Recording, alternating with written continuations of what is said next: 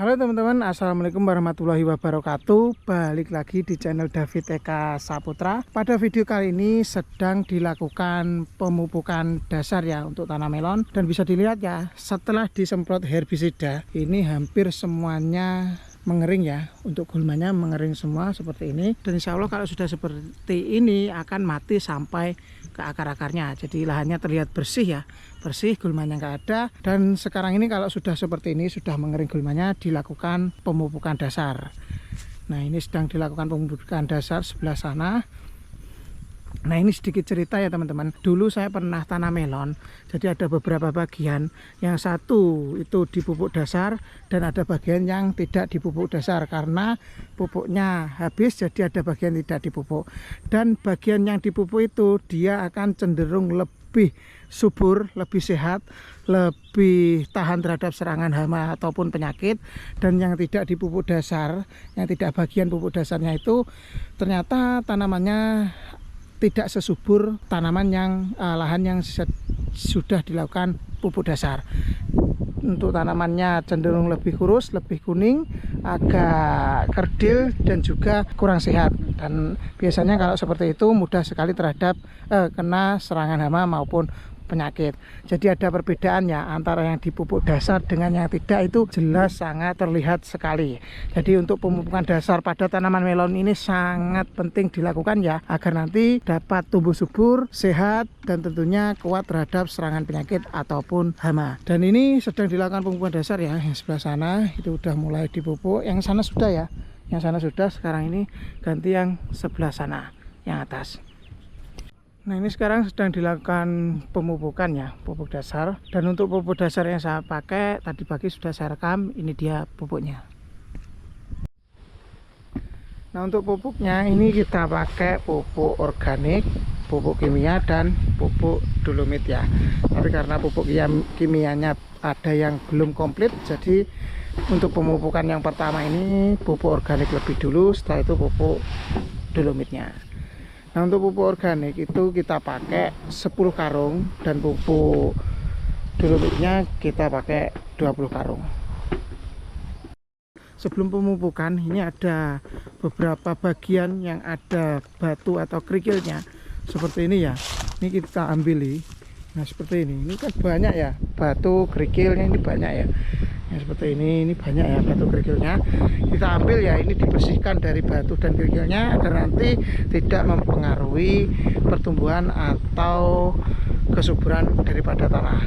Yang sebelah sana kan bersih, nah ini kerikilnya bersih, ini yang sana juga bersih, nggak ada kerikil atau batunya. Yang ini banyak ya, yang sebelah sini banyak kerikil dan batunya. Nah, ini ya seperti ini batu-batu besar juga ada. Ini kita ambil ya, dan sekarang ini sedang dilakukan pengambilan batu kerikilnya yang sebelah sana.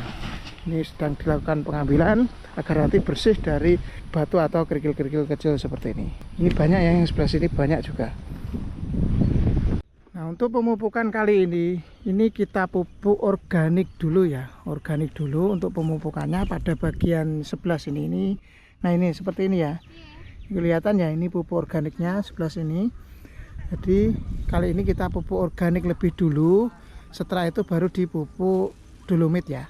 Sebenarnya untuk urutannya pupuk organik lebih dulu, baru pupuk kimia, dan yang terakhir ditutup dengan pupuk dolomit. Karena pupuk kimianya masih ada beberapa yang belum beli, jadi seadanya dulu kita pupuk organik, setelah itu dolomit, baru yang terakhir nanti dipupuk dengan pupuk kimia. Untuk cara penaburannya seperti ini ya. Ini ditaburkan pada bagian yang akan ditanami saja. Di sebelah sini yang akan ditanami saja, sebelah sini ditaburkan seperti itu ya, pada tengah-tengah bagian yang akan ditanami. Sebenarnya untuk pemupukan organik itu bagusnya dipupuk pada seluruh bagian tanamannya. Bagusnya seperti itu, karena sifat dari pupuk organik ini dia akan mengembalikan tekstur tanah, memperbaiki tekstur tanah, mengemburkan tanah sehingga nanti tanahnya gembur dan akar mudah menyebar pada bagian gulutan. Jadi sebenarnya seperti itu. Tapi karena ini musim hujan, sifat dari pupuk organik ini selain menggemburkan, menyuburkan atau mengembalikan struktur tanah, pupuk organik ini dia cenderung menyimpan air. Kalau kita pakai pupuk organik dengan skala besar di musim hujan, karena curah hujan yang tinggi, lahan ini akan cenderung menyimpan air yang sangat banyak sehingga kelembabannya juga akan tinggi, dan itu berbahaya untuk tanaman. Maka dari itu, untuk pemupukan pupuk organik kita pakai hanya 10 karung saja ya. Untuk lahan seluas 3000 meter persegi ini hanya 10 karung. Dan kalau 10 karung kita taburkan pada seluruh bagian tanaman, maka itu terlalu sedikit sekali ya. Terlalu sedikit sekali. Jadi agar nanti pemakaian pupuk organik ini efektif, kita suburkan dulu bagian yang akan ditanami saja. Jadi sebelah sini saja. Karena jumlahnya sedikit tersebut harus bisa diberikan secara merata pada bagian yang akan ditanami, agar nantinya lahan yang sebelah sini yang akan ditanam ini subur, gembur, teksturnya kembali seperti semula, tekstur ideal, sehingga nanti pada saat ditanami bagian sebelah sini akan mudah sekali akar untuk menyebar. Jadi seperti itu ya.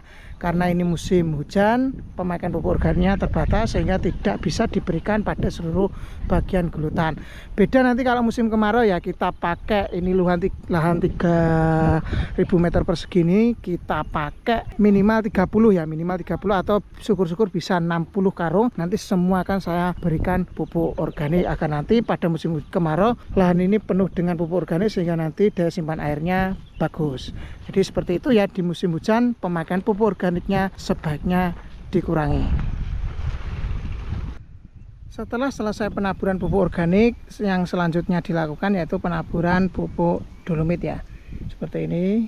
Nah, seperti ini. Untuk penaburannya pada bagian yang akan ditanami ya. Seperti ini. Kalau ditaburi pada seluruh bagian tanaman tentunya membutuhkan pupuk yang banyak dan boros juga. Jadi untuk sementara ditaburi pada bagian yang akan ditanami saja. Insya Allah selanjutnya kalau kita cek pH-nya masih turun, maka perlu dilakukan penaburan pada seluruh bagian tanaman agar pH-nya cepat naik. Selain itu juga untuk menambah unsur hara terutama kalsium dan magnesium pada lahannya. Dan ini sedang dilakukan penaburan dolomit, sudah sampai sana, ujung sana. Ini sudah sampai sini, ini sudah selesai, yang sana juga sudah. Sekarang bagian yang sebelah sana. Nah, sekarang sampai sini ya, untuk penaburan pupuknya sudah sampai sini dan tinggal dikit. Ini ditaburi pada tengah-tengah bagian dari gulutannya seperti ini. Taburkan merata pada tengah-tengahnya.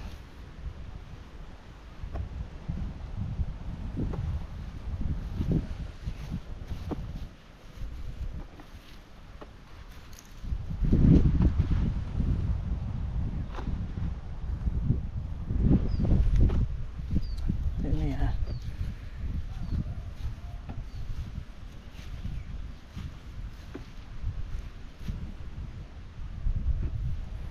Ini sudah selesai, yang sana juga sudah selesai, tinggal bagian yang sana.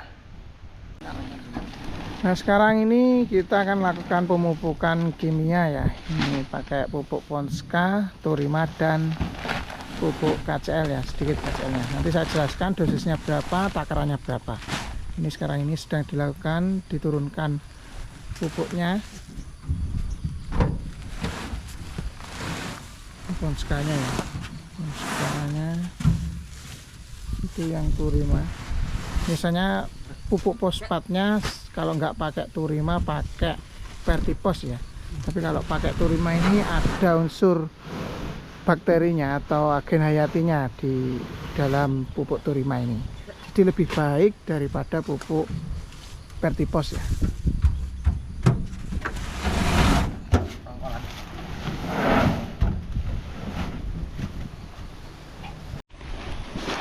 Ini ponskanya kita pakai 4 karung ya, 1, 2, 3, 4. Ini kita pakai 4 karung Dan turimanya ini kita pakai 4 juga ya, 1 2 3 4 karung. Terus KCL-nya pakai 20 kilo yang ada di plastik hitam itu KCL 20 kilo. Dan kandungan dari Ponska dulu ya, Ponska ini nitrogennya 15, fosfatnya 10 dan kaliumnya 12. Kalau kandungan dari Turima ini dominan fosfatnya ya, fosfatnya 24%, kalsiumnya 20% dan magnesium 4%. Ada unsur boron, sulfur, zinc dan koper ya. Silikannya juga ada. Tentunya juga ada bakteri, Trichoderma,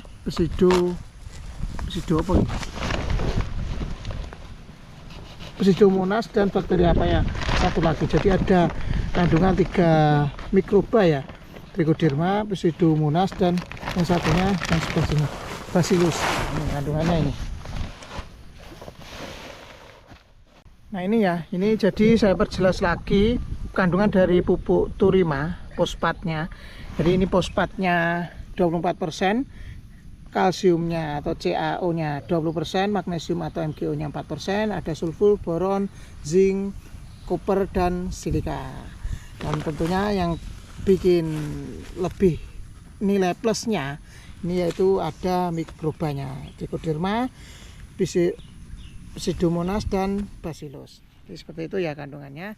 Ini mulai ada, ini kemarin-kemarin Turima sempat kosong, di mana-mana sempat kosong, ini udah mulai ada lagi ini pupuk Turimanya. Jadi kita plus dulu semuanya, kita campur sampai benar-benar rata, baru nanti ditaburkan pada lahannya. Nah ini totalnya 8 karung ya, Ponska 4 karung, Vertipos 4 karung, dan KCL-nya 20 kilo. Jadi totalnya seperti itu. Dan ini kita aduk sampai benar-benar rata, tercampur semuanya, baru nanti kita taburkan pada lahannya. Nah ini sudah tercampur rata ya, semuanya sudah tercampur. Kita masukkan ke karung-karung seperti ini ya. Masukkan, setelah itu diecer di sana ya, diecer di lahannya, baru ditaburkan. Tapi pupuk yang sudah tercampur rata ini seperti ini ya. Ini bagian yang hitam, merah, dan yang putih campur merata, kelihatan semua, nggak ada warna yang dominan. Jadi ini udah benar-benar rata ya.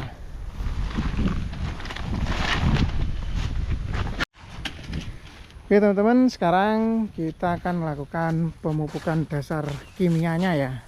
Untuk pupuk kimia ini kita mulai untuk pemupukan kimianya mulai dari sini ya, dari bawah. Sami kados dek wingi, pupuk ireng dek wingi, tapi rada ditambahi sekedhik tadi kata. Rada ditambahi sekedhik. Mboten sing nika nggih, sing nika nggih. Nah, ditambahi sekedhik meneh. Mboten nggih, nggih leres. Oke, nah pas nih, untuk ke atas sedikit. Nah, seperti ini ya penaburannya. Nah untuk cara penaburannya sama dengan pupuk organik, pupuk dolomit maupun pupuk kimia ya. Untuk penaburannya cukup pada bagian yang akan ditanami, yang sebelah sini aja ya. Seperti itu untuk penaburannya. Dan ini ya yang sudah ditaburi seperti ini. Yang kelihatan ya, merah hitam ini kelihatan ya. Ini pupuk kimianya. Ini sepertinya dosisnya, jadi 1 genggam ini ditaburkan merata, hanya beberapa senti saja. Jadi seperti itu.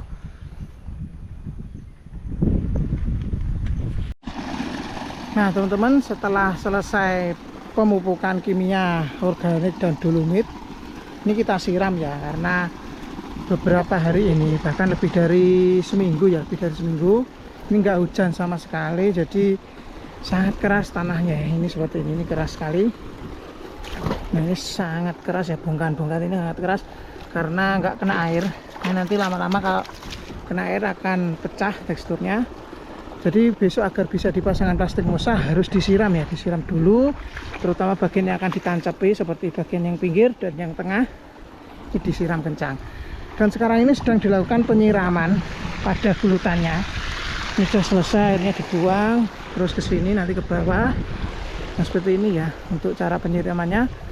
Disiram bagian pupuknya, setelah pupuk disiram baru bagian yang tengahnya. Nah, disiram seperti itu caranya. Ini biar yang tengah ini biar empuk ya, nanti besok saat ditancapkan kancingan plastik Musa bisa mudah ya, mudah masuknya. Seperti ini, tancapkan, disiramkan pada tengah-tengah.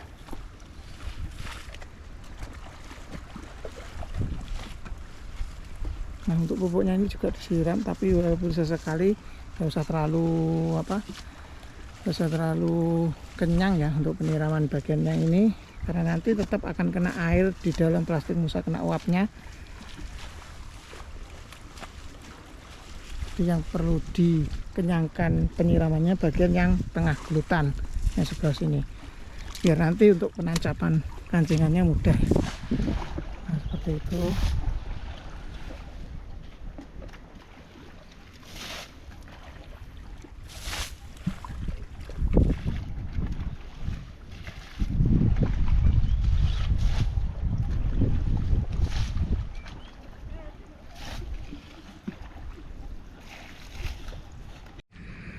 Nah teman-teman, sekarang ini sedang dilakukan pemasangan plastik Musa ya. Untuk cara pemasangannya dulu sudah saya upload ya, pernah saya bahas bagaimana cara pemasangan plastik Musa, dan intinya harus 2 orang ya, gandengan 2 orang seperti ini ya. Dipasangkan pada pinggir lebih dahulu, kemudian ditarik pada tengahnya agar nanti kencang seperti ini ya pemasangannya. Dan ini sudah dapat 3 hari ya, insya Allah nanti siang sudah sampai sana, sudah selesai. Ini sudah dapat 3 hari dan hasilnya seperti ini untuk pemasangannya. Jadi setelah kemarin dipupuk organik, pupuk dolomit, pupuk kimia, kemudian disiram. Setelah disiram tanahnya empuk, bisa ditancapkan kancingan, baru kita pasang plastik Musanya. Dan akhirnya selesai ya untuk pemasangan Musanya. Dan hasilnya seperti ini ya teman-teman. Ini bisa dilihat, ini sangat rapi, kencang pemasangannya, dan sudah mulai dilubangi. Dapat tengah yang sana, setengah dari total gelutan ini sudah dapat setengah. Dan insya Allah hari ini nanti diteruskan untuk pelubangannya. Oke teman-teman, sekarang ini saya akan lubangi Musanya dengan sistem bakar arang ya. Karena sistem bakar arang ini saya pilih karena yang paling simple, paling mudah, paling cepat. Dengan sistem yang lain ya, dulu saya pernah coba pakai sistem pelubangan dengan cara dipukul pakai alat pelubangan dengan filter oli, karena filter oli motor itu sangat keras. Jadi kalau dipukul-pukul dia akan awet, nggak akan bengkok, apalagi sampai penyok ya. Kalau kaleng susu itu pasti akan penyok. Tapi kalau dipukul-pukul itu butuh tenaga ekstra ya, butuh tenaga ekstra, tenaganya besar dan capeknya minta ampun ya. Dulu pernah coba, sangat capek ya. Kalau seperti ini tinggal tempel sudah bentuk lubangan ya, karena bakar arang ini cukup simpel, mudah dan cepat juga. Kalau dipukul itu benar cepat, tapi butuh tenaga yang sangat besar. Dulu soalnya pernah coba, akhirnya balik lagi ke sistem bakar arang ini. Ini simple, nggak butuh tenaga besar, tinggal tempel-tempel gini aja sudah bentuk lubangan ya. Tapi sayangnya biasanya di bawah ini, yang kaleng yang bagian bawah ini ada bagian plastik Musa yang nempel, dan ini harus diambili. Kalau enggak ya seperti ini, enggak bisa jadi lubang yang sempurna ya. Kalau bawah kaleng ini bersih, nanti akan lubangnya bulat sempurna. Ya seperti ini ya caranya, cukup simple, cepat, dan nggak butuh tenaga besar ya. Tinggal tempel-tempel gitu aja sudah bentuk lubangan. Ini udah mulai tebal ya. Yang bagian kaleng bawahnya harus saya ambil dulu.